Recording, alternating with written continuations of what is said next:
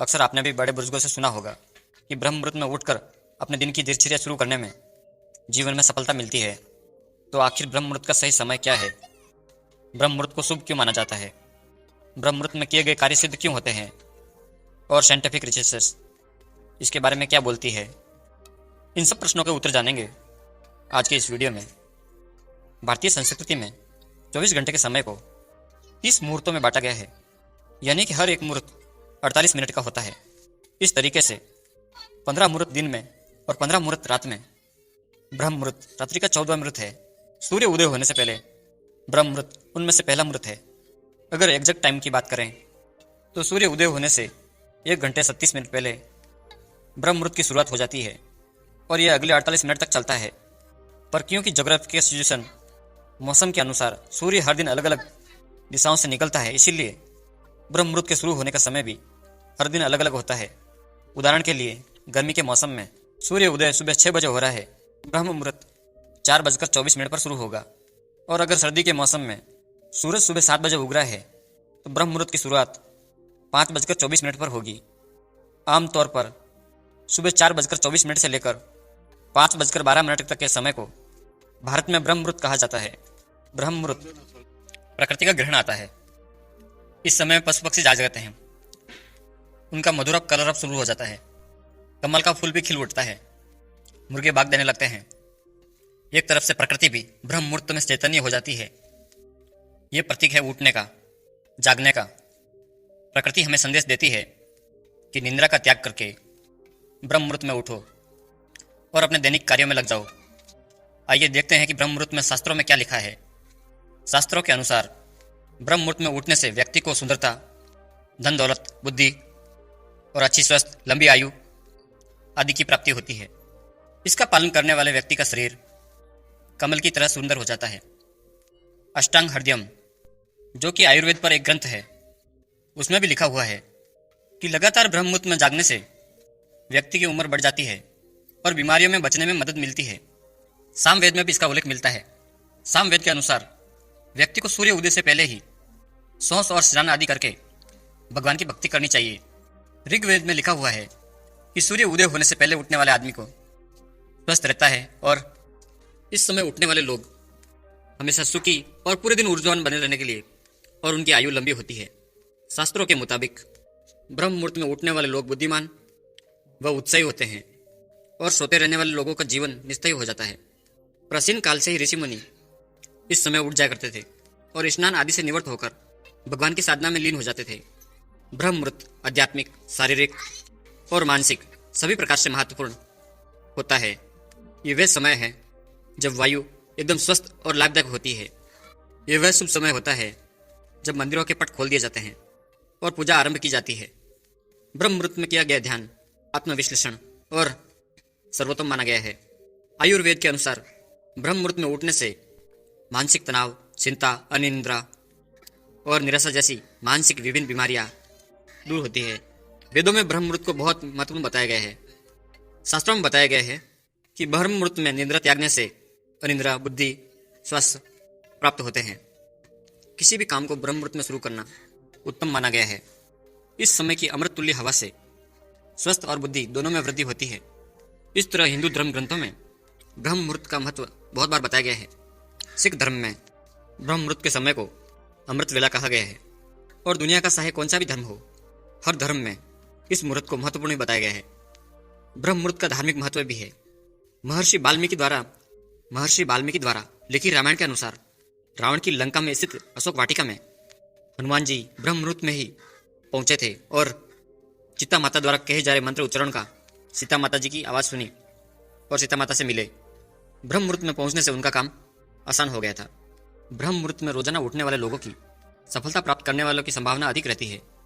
वास्तुशास्त्र के अनुसार इस समय पूरे वातावरण में सकारात्मक ऊर्जा भरी रहती है और सुबह उठने पर जब भी ये ऊर्जा अपने अंदर की ऊर्जा से मिलती है तो हमारे मन में अच्छे विचार आते हैं और उमंग और अच्छे विचारों का संचार शुरू हो जाता है। इस सकारात्मक ऊर्जा के साथ जब हम किसी काम को करते हैं तो उसमें सफलता प्राप्त करने की संभावना कई गुना बढ़ जाती है। सुबह 3 बजे से 5 बजे का समय ध्यान और मंत्र जाप करने का सबसे अच्छा समय होता है, क्योंकि इस समय हमारी जागरूकता और एकाग्रता अपने पीक पर होती है।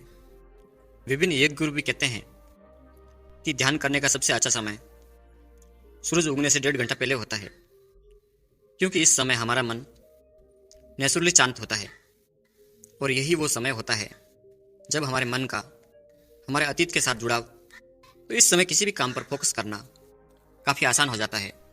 और फोकस यानी कि एकाग्रता किसी भी काम में सफल होने की सबसे पहली शर्त है।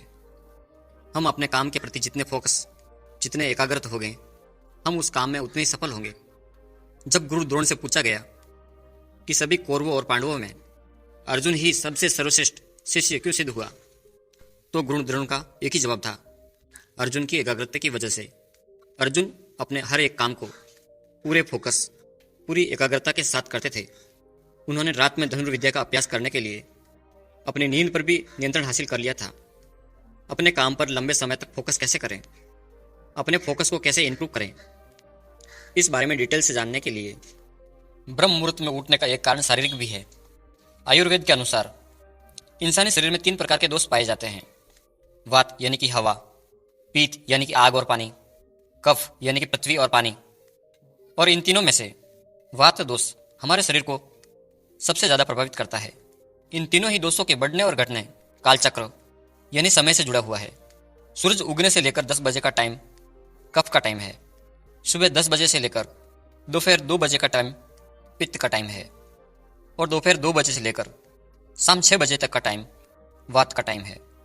इसी प्रकार रात में भी ये सिम्टम फॉलो होता है, यानी शाम 6 बजे से लेकर रात 10 बजे तक का टाइम कफ का टाइम होता है। रात 10 बजे से लेकर 2 बजे तक का टाइम पित्त का टाइम होता है। और रात 2 बजे से लेकर सुबह 6 बजे तक का टाइम वात का टाइम होता है। और ब्रह्म मुहूर्त में उठने से हमारे शरीर का वात दोष नियंत्रित रहता है, जो कि हमारे शरीर की ज़्यादातर बीमारियों का कारण है। ब्रह्म मुहूर्त के बारे में विज्ञान भी अभी तक की सारी बातों में तरक्की करता है और अपनी सहमति जताता है। कि आप जानते हैं कि ब्रह्म मुहूर्त के बारे में वैज्ञानिक शोध क्या बताते हैं। International journal of yoga and allied science के अनुसार ब्रह्म मुहूर्त के दौरान वातावरण के अनुसार इसकी मात्रा सबसे ज़्यादा होती है। ये नवजात ऑक्सीजन आसानी से हमारे रक्त में हीमोग्लोबिन के साथ मिलकर हीमोग्लोबिन बनाती है, जिसका कि निम्नलिखित लाभ है। पहला, शरीर की रोग प्रतिरोधक क्षमता बढ़ती है। दूसरा, शरीर में ऊर्जा का स्तर बढ़ता है। तीसरा, रक्त में पीएच की मात्रा संतुलित बनती रहती है। चौथा, दर्द, खिंचाव और शरीर के दुखने में छुटकारा मिलता है।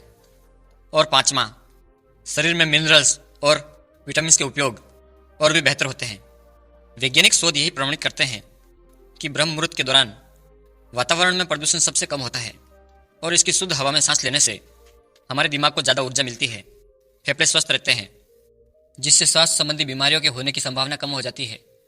सूर्य उदय होने से पहले पाचन तंत्र मजबूत होता है। इस समय जागने से मन और तन दोनों स्वस्थ रहते हैं और व्यक्ति को लंबी आयु की प्राप्ति होती है।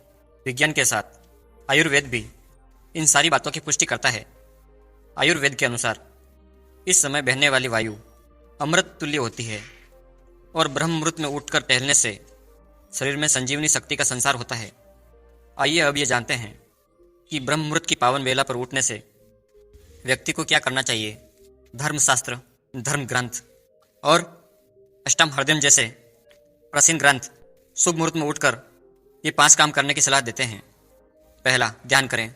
ध्यान खुद से मिलने का सबसे अच्छा तरीका है और जब बाकी दुनिया सो रही हो तो ध्यान करने का इससे बेहतर समय और क्या हो सकता है। ये वो समय है व्यक्ति की जागरूकता अपने श्रम पर होती है। ब्रह्म मुहूर्त में ध्यान करने के लिए सबसे आसान तरीका है सहज समाधि ध्यान। दूसरा, कुछ कथा पढ़े या सुने। अष्टांग हृदय के अनुसार ब्रह्म मुहूर्त आध्यात्मिक ज्ञान और अभिनय ज्ञान का अनुभव करने के लिए सबसे उपयुक्त समय है।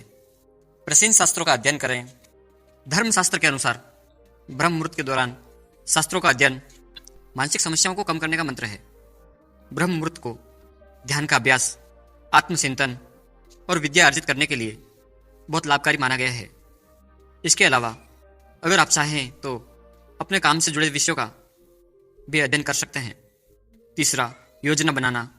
ब्रह्म मुहूर्त आपको जिस तरह का जागरूकता और ताजगी देता है, महत्वपूर्ण चीज़ों की योजना बनाने में सही समय है। फिर चाहे ये आपके काम से जुड़ी हो, पैसों से संबंधित या कुछ और, आप इस समय का उपयोग आपकी योजना बनाने में भी कर सकते हैं। चौथा, आत्मनिरीक्षण करें। पिछले दिन के अपने कामों को याद करें। ईर्ष्या, क्रोध और लालच जैसी नकारात्मक भावनाओं पिछले दिन में आपने कितनी बार खुद पर हावी होने दिया था, इस पर विचार करें। हालांकि इन यादों से खुद को अपराध बोध में ना डूबने दे, बस उन क्षणों के बारे में पता करें। हर रोज ऐसा करने से अंततः इन भावनाओं को महत्व देना आपकी प्रवृत्ति कम हो जाएगी और अंततः भौतिक कर्म कम हो जाएंगे। पांचवा, अपने माता पिता, गुरु और भगवान को याद करें। हमें अक्सर अपने जीवन में सबसे महत्वपूर्ण लोगों को याद करने का समय नहीं है। ऋषि चाणक्य कहते हैं, मानसिक रूप से अपने माता पिता, गुरु और जिस ऊर्जा को आप मानते हैं उसको याद करें। इससे आप ईश्वर, सार्वभौमिक ऊर्जा को ले सकते हैं। ऐसा करने से आपके मन को शांति मिलेगी और अंदर से संतुष्टि का एहसास मिलेगा। इस समय आप अपने उन लक्ष्यों के बारे में भी विचार कर सकते हैं जिन्हें आप हासिल करना चाहते हैं या जो आपके सपने हैं। लेकिन शास्त्रों के अनुसार ब्रह्म मुहूर्त ईश्वर शक्ति, ध्यान, प्रार्थना और अध्ययन के लिए सबसे अनुकूल समय माना जाता है और इस समय को अच्छे कामों के लिए उपयोग करना चाहिए। ब्रह्म मुहूर्त के दौरान मन पूरे दिन शांत और खुश रहता है। आइए अब जानते हैं ऐसे कौन से काम हैं जो ब्रह्म मुहूर्त के समय नहीं करने चाहिए। इस समय मन में नकारात्मक भाव नहीं लाना चाहिए, अन्यथा पूरे दिन मन में पूरे दिन तनाव बना रहता है, जिससे आपको मानसिक रूप से परेशानी होती है और मानसिक तनाव हमारी उम्र को कम करता है। कुछ लोग सुबह को उठते ही चाय नाश्ता करने लगते हैं। ये आदत सेहत की लिहाज से बहुत खराब है। सुबह को उठते ही या फिर ब्रह्म मुहूर्त में कोई कृमि भोजन नहीं करना चाहिए, इससे हमें बीमारियां घेरने लगती है।